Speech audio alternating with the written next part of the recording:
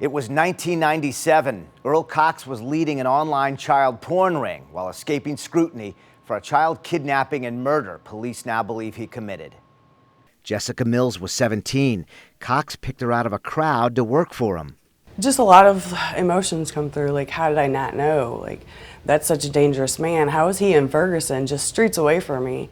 He lived here on South Dade and was a convicted child predator. Police now also believe he was the one who kidnapped, raped, and murdered 9-year-old Angie Houseman just 4 years before hiring Mills. My skin crawling just thinking about it. She says she first met Cox here. It was a Hardee's back then on South Florissant.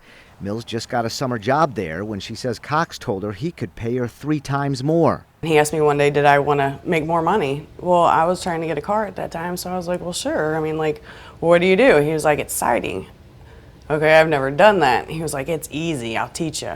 The job seemed unusual. Hang siding at these apartments on Lindbergh and Newhall's Ferry. But the money was so good, Mills even recruited her friend Kathleen Duncan to work for him, too. It gives me chills and it makes me feel bad that we didn't really notice the extent of his creepiness. She was also 17, a junior at McClure High School. She remembers one other girl they worked with who was only 14. It was a little bit unusual, but I think we kind of looked at it like, oh, we can work just like men can.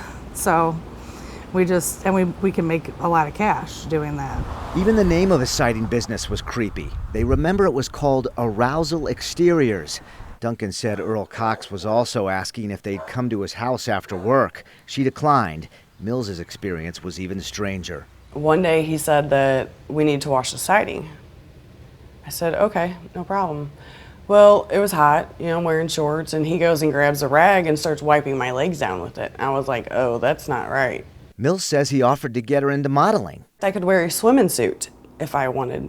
I'm not wearing a swimming suit, but to the pool, and most definitely not to a job. This while she says he was filming female workers up on ladders. He said he was just filming the progress of the apartment complex. He offered that we could come over to his house and watch the video. It was so unnerving, she called police to say something was off. They said they did know about him. They've had complaints. He is a known pedophile.